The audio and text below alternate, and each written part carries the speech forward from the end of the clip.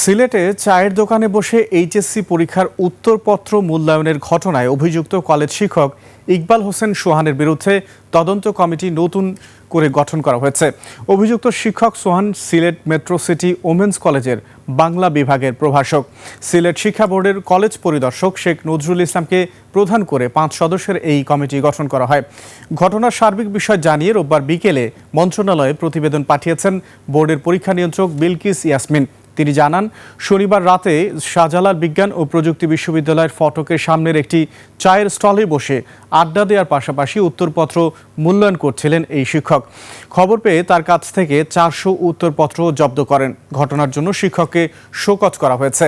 একই সঙ্গে ঘটনায় জালালাবাদ থানায় একটি জিডিও করা হয়েছে।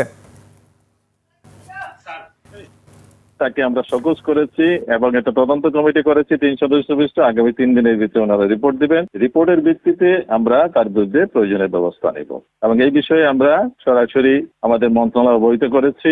আমাদের আন্তঃবোর্ডের যে চেয়ারম্যান আছেন ওনাকে আমরা জানাইছি, উনি মন্ত্রণালয়ের মন্ত্রীদের সাথে আলাপ করবেন বিষয়টা নিয়ে।